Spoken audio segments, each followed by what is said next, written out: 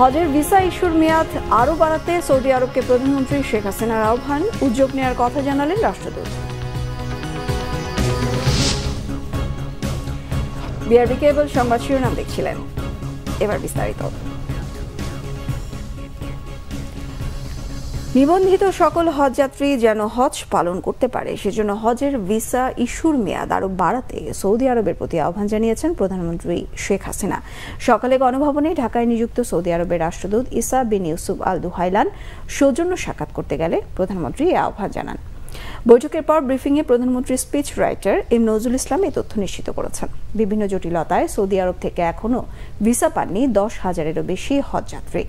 Saudi রাষ্ট্রদূত বলেন, হজ পালনের জন্য এখনও যারা ভিসা পায়নি তাদের জন্য ভিসা দেওয়ার উদ্যোগ নিচ্ছেন তিনি। এ সময় তিনি প্রধানমন্ত্রীকে জানান, বাংলাদেশের কিছু প্রকল্প বাস্তবায়নে তার দেশের বিনিয়োগকারী ও কোম্পানির আগ্রহ রয়েছে। সেসব প্রকল্পের তালিকা প্রধানমন্ত্রীর কাছে হস্তান্তর করেন সৌদি রাষ্ট্রদূত। সৌদি আরবে থাকা প্রবাসী বাংলাদেশিদের বৈধ পথে রেমিটেন্স পাঠাতে রাষ্ট্রদূতকে পদক্ষেপ নেওয়ার আহ্বানও জানান প্রধানমন্ত্রী। কুতুবদিয়ায় নোঙর করেছে সোমালীয় জলদস্যুর কবল থেকে মুক্তি পাওয়া জাহাজ এমভি আবদুল্লাহ। 23 নাবিক উপকূলে ফিরবেন মঙ্গলবার বিকেলে। নতুন যোগ দেবেন 23 নাবিক।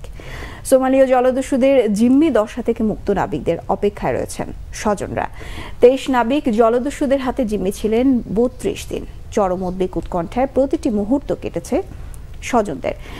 নাবিকদের নিয়ে এমভি আবদুল্লাহ জাহাজটি বাংলাদেশের জলসীমায় অর্থাৎ কক্সবাজারে কুতুবদিয়া বহির্নোঙরে ভেড়ার খবরে উচ্ছ্বসিত নাবিকদের পরিবারের সদস্যরা। মোজাম্বিক থেকে 55,000 টন কয়লা নিয়ে দুবাই যাওয়ার পথে ভারত মহাসাগরে 12 মার্চ 23 নাবিক সহ জাহাজটি সোমালীয় জলদস্যুদের কবলে পড়ে। 32 দিন পর 13 এপ্রিল মুক্তিপণ দিয়ে ছাড়া পেয়ে দুবাই হয়ে অবশেষে চট্টগ্রামে ফিরেছে জাহাজটি। তৃতীয় ধাপে উপজেলা নির্বাচনের প্রার্থীদের মধ্যে প্রতীক বরাদ্দ দেয়া হয়েছে। কুমিল্লার বুড়িচং, ব্রাহ্মণপাড়া, মুরাদনগর ও দেইদার উপজেলার 44 প্রার্থীর মধ্যে প্রতীক বরাদ্দ দেয়া হয়। সকালে জেলা নির্বাচন কর্মকর্তার কার্যালয়ে রিটার্নিং কর্মকর্তা মোহাম্মদ দেলোয়ার হোসেন প্রার্থীদের হাতে প্রতীক তুলে দেন। এদিকে নাটোরের গুরুদাসপুর ও বড়াইগ্রাম উপজেলা পরিষদ নির্বাচনে প্রার্থীদের মাঝে প্রতীক বরাদ্দ দেয়া হয়েছে। জেলা প্রশাসকের সম্মেলন কক্ষে প্রার্থীদেরকে প্রতীক বুঝিয়ে দেয়া হয়। অন্যদিকে গাইবান্ধার সাদুল্লাপুর সুন্দরগঞ্জ উপজেলা পরিষদ নির্বাচনে প্রতিদ্বন্দ্বী 42 প্রার্থীদের মাঝে প্রতীক বরাদ্দ দেওয়া হয়। সকালে জেলা রিটার্নিং কর্মকর্তার সম্মেলন কক্ষে প্রার্থীদের হাতে প্রতীক তুলে দেওয়া হয়। লালমনিরহাট সদরেও প্রার্থীদের মাঝে প্রতীক বরাদ্দ দেওয়া হয়েছে। এসব উপজেলায় ভোট হবে আগামী 29 মে। 18 মে রাজশাহীর সেনাদিঘির মোড় এলাকায় শুরু হবে বীর মুক্তিযোদ্ধাদের কেন্দ্রীয় শহীদ মিনারের নির্মাণ কাজ। ঢাকা কেন্দ্রীয় শহীদ মিনারের আদলে 8 কোটি টাকা ব্যয়ের শহীদ মিনারটি নির্মাণ করা হচ্ছে। দুপুরে রাজশাহী জেলা পরিষদের চেয়ারম্যান বীর মুক্তিযোদ্ধা মীর ইকবাল নির্মাণস্থল ঘুরে দেখে এ তথ্য নিশ্চিত করেন। এ সময় তার সঙ্গে ছিলেন বীর মুক্তিযোদ্ধা ও রাসিকের প্রথম মেয়র আব্দুল হাদী, 21 পদকপ্রাপ্ত শিক্ষক, রাজশাহী বিশ্ববিদ্যালয়ের প্রফেসর ডক্টর মলয় ভৌমিক, জাসদ কেন্দ্রীয় কমিটির সহসভাপতি মুজিবুল হক বুকু, বীর মুক্তিযোদ্ধা রুহুল আমিন প্রামাণিক, হাবিবুর রহমান, কামরুজ্জামান, রবিউল ইসলাম ও তৈমুর রহমান সহ বীর মুক্তিযোদ্ধারা। এর আগে 2020 সালে রাজশাহী কেন্দ্রীয় শহীদ মিনারের নির্মাণ কাজের ভিত্তিপ্রস্তর স্থাপন করেন ভাষা সৈনিক ও বীর মুক্তিযোদ্ধা গোলাম আরিফ টিপু। বাজারে উঠতে শুরু করেছে সাতক্ষীরার গোপালভোগ, বোম্বাই, গোলাপ খাস ও বৈশাখী সহ স্থানীয় জাতের আম। চাষিরা বলছেন, বৈরী আবহাওয়ায় ফলের উৎপাদন গত বছরের চেয়ে অনেক কম। এ জেলা থেকে এবার 350 মেট্রিক টন আম যাবে ইউরোপের বিভিন্ন বাজারে। আসাদুজ্জামান আসাদের রিপোর্ট। অন্যান্য জেলার তুলনায় একটু আগেই পাকে সাতক্ষীরার আম।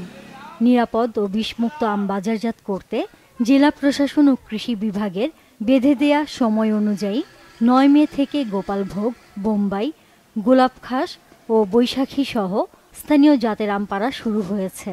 সুস্বাদু হওয়ায় দেশ বিদেশে এই জেলার আমের চাহিদা বেশ। এরই মধ্যে আমে ভরে উঠেছে শহরের সুলতানপুর বড় বাজার।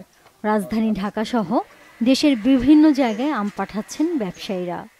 অন্য বছরের তুলনায় এবছর আমের উৎপাদন কম, কিন্তু উৎপাদন কম হলেও এবছর আমের কোয়ালিটি সম্পূর্ণ আম হয়েছে। বাংলাদেশের বিভিন্ন জেলা থেকে আমাদের সাতক্ষীরা বড় বাজারে অনেক ব্যাপারী আসছে।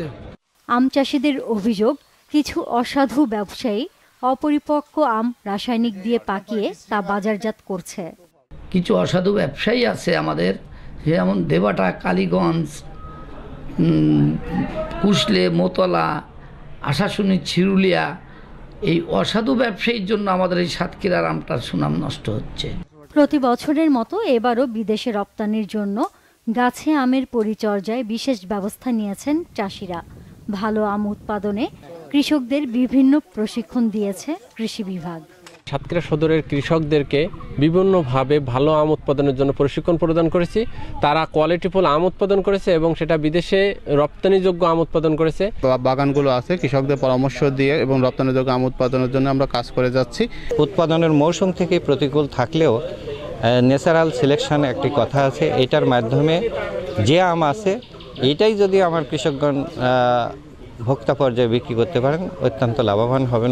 22 মে থেকে হিমসাগর, 29 মে ল্যাংড়া এবং 10 জুন থেকে আম্রপালি সংগ্রহ করতে পারবেন চাষিরা। আমাদের সাতক্ষীরা জেলাতে আমরা 11 তারিখ থেকে গোবিন্দভোগ, আগামী 22 তারিখ থেকে হিমসাগর এবং 29 তারিখে হলো আমাদের ল্যাংড়া এবং 10 জুন থেকে আমরা আম্রপালি আম এখানে হারভেস্টিংয়ের আমরা ডেট নির্ধারণ করেছি। জেলায় এবার 4118 হেক্টর জমিতে আমের আবাদ হয়েছে। উৎপাদন লক্ষ্যমাত্রা 50,000 metric ton. Bangla vision news desk. সাতক্ষীরার আশাশুনি থেকে 120 লিটার ভেজাল দুধ জব্দ করা হয়েছে। দুই ব্যবসায়ীকে 1.5 লাখ টাকা জরিমানা করেছে ভ্রাম্যমাণ আদালত। দুপুরে উপজেলার পুরোহিতপুর গ্রামে অভিযান চালিয়ে ভেজাল দুধ জব্দ করা হয়। বিচারক নির্বাহী ম্যাজিস্ট্রেট পলাশ আহমেদ জানান, পুরোহিতপুর গ্রামের সহদেব ঘোষকে জরিমানা ও 1 মাসের বিনাশ্রম কারাদণ্ড দেওয়া হয়। এছাড়া সদর উপজেলার ব্রহ্মরাজপুর এলাকার একটি প্রতিষ্ঠানে অভিযান চালিয়ে দুধে ভেজাল মেশানোর সরঞ্জাম জব্দ করা হয়। এ সময় প্রতিষ্ঠানের মালিক চয়ন ঘোষকে 50,000 টাকা জরিমানা করা হয়। অভিযানের সময় ছিলেন জেলা ভোক্তা অধিকার সংরক্ষণ অধিদপ্তরের সহকারী পরিচালক মোহাম্মদ নাজমুল হাসান, জেলা নিরাপদ খাদ্য officer Dipankar Das. Chittagong hill tracts regulation বাতিল, রাজা হেডম্যান কারবারি পদবি বিলোপ এবং পাহাড়িদের প্রথাগত অধিকার হরণের ষড়যন্ত্রের অভিযোগ এনে এর প্রতিবাদে 15 মে খাগড়াছড়ি ও রাঙামাটিতে আধাবেলা সড়ক ও নৌপথ অবরোধ কর্মসূচি ডাক দিয়েছে United Peoples Democratic Front UPDF Prasit group. Khagrachhari বিভিন্ন জায়গায় ইউপিডিএফ ও তার সহযোগী সংগঠনগুলো এবং সচেতন নাগরিক সমাজ ও সাজেক কারবারি অ্যাসোসিয়েশনের বিক্ষোভ থেকে অবরোধ কর্মসূচি ডাক দেওয়া হয়।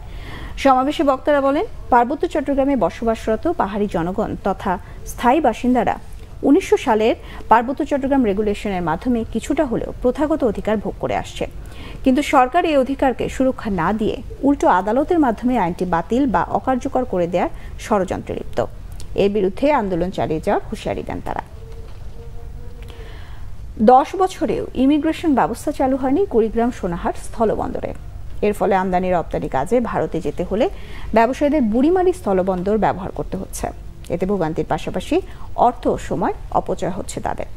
তবে শিগগিরই ইমিগ্রেশন কার্যক্রম চালুর আশ্বাস দিয়েছে বন্দর কর্তৃপক্ষ। কুড়িগ্রাম জেলা প্রতিনিধি শফিকুল ইসলাম বেবু রিপোর্টে বিস্তারিত। 2013 সালের সেপ্টেম্বরে দেশের 18তম স্থলবন্দর হিসেবে যাত্রা শুরু করে কুড়িগ্রামের সোনাহাট স্থলবন্দর। চালুর পরই ব্যবসায়ীদের কাছে জনপ্রিয় হয়ে ওঠে বন্দরটি। এই বন্দরে দীর্ঘ 10 বছরেও চালু হয়নি ইমিগ্রেশন কার্যক্রম। তাই ব্যবসার কোনো কাজে ভারতে যেতে গেলে অনেক দূর ঘুরে বুড়িমারি বন্দর দিয়ে যেতে হয়। এতে দুর্ভোগের পাশাপাশি অর্থ ও সময় অপচয় হচ্ছে ব্যবসায়ীদের। আমাদের এখানে যদি ইমিগ্রেশনটা এমার্জেন্সি হয়, আমরা ব্যবসায়িকভাবে অনেক উন্নতি করবো, ইভেন গভর্নমেন্ট অনেক রেভিনিউ পাবে। ইমিগ্রেশন হলে আমরা ব্যবসায়িকরা সকলরা সুযোগ সুবিধা পাবো। আমরা দিনে পার্টির সাথে আলাপ আলোচনার মাধ্যমে মাল আনতে পারবো। এই মন্ত্রণালয়ের সংশ্লিষ্ট সকল কর্মকর্তা তথা ঊর্ধ্বতন লোকজনের কাছে এটাই আশা রাখবো যেন অতি সত্বর আমাদের এই পোর্টের ইমিগ্রেশন ব্যবস্থা চালু। ব্যবসায়ী নেতারা বলছেন, এ নিয়ে সংশ্লিষ্ট দপ্তরে যোগাযোগ করা হলেও কোনো ফল পাওয়া যাচ্ছে না। ফলে অনেক ব্যবসায়ী এ বন্দর থেকে মুখ ফিরিয়ে নিচ্ছেন। এখানে যে অবকাঠামো রয়েছে সে অবকাঠামোতে তাদের যে পোস্টিং বা ইমিগ্রেশন পুলিশের জন্য যেটি ব্যবস্থা নেওয়ার দরকার, ইতিমধ্যে পুলিশ প্রশাসন সেটি নিচ্ছে। আমরা ভারতের সঙ্গে যোগাযোগ করেছি এবং ইন্ডিয়ান যে বাংলাদেশের অ্যাসিস্ট্যান্ট হাই কমিশনার যে গুয়াহাটিতে আছে তিনিও এটার পদক্ষেপ নিচ্ছেন যে যাতে এই জিনিসটাকে দ্রুত করা যায়। শিগগিরই প্রয়োজনীয় ব্যবস্থা নেওয়ার কথা জানালেন জেলা প্রশাসক। এখন এটি আসলে দুই দেশের সিদ্ধান্তের বিষয়, একক সিদ্ধান্ত প্রেক্ষিতে এটি চালু করা সম্ভব না। তাই আমরা স্বরাষ্ট্র মন্ত্রণালয় থেকে প্রয়োজন যে কোনো নির্দেশনা পেলেই এই ইমিগ্রেশন সুবিধাদি চালু করার জন্য যেসব অবকাঠামো অন্যান্য সুবিধা দরকার সেগুলো আমরা নিশ্চিত করব। কুড়িগ্রাম সোনাহাট স্থলবন্দরে ইমিগ্রেশন চালু হলে এ বন্দর দিয়ে বাড়বে আমদানি রপ্তানি, বাড়বে সরকারের রাজস্ব আয়, এমনটাই প্রত্যাশা সংশ্লিষ্টদের। Bangla vision news desk. এবার দেশের বিভিন্ন জায়গার আরো কিছু খবর নিয়ে রয়েছে একটি ডেস্ক রিপোর্ট। গোপালগঞ্জে জেলা পর্যায়ে নিরাপদ খাদ্য বিষয়ক জনসচেতনতামূলক কর্মশালা হয়েছে। সকালে জেলা প্রশাসনের সম্মেলন কক্ষে এই কর্মশালায় প্রধান অতিথি ছিলেন নিরাপদ খাদ্য কর্তৃপক্ষের সদস্য অধ্যাপক ডক্টর মোহাম্মদ শোয়েব। সাতক্ষীরায় ধান ও চাল সংগ্রহের আনুষ্ঠানিক উদ্বোধন হয়েছে সদর উপজেলা খাদ্য গুদাম চত্বরে।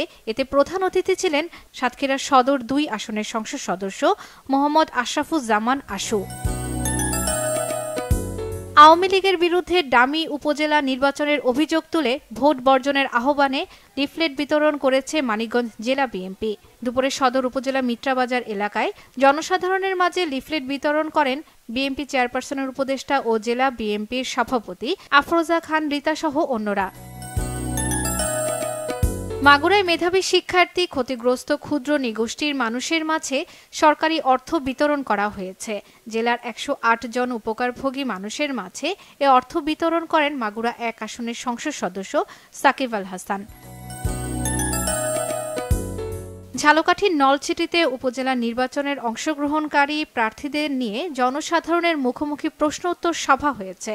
নলছিটি উপজেলা পরিষদের হল রুমে এ সভা হয়। আগামী 21 মে ভোট হবে এ উপজেলায়।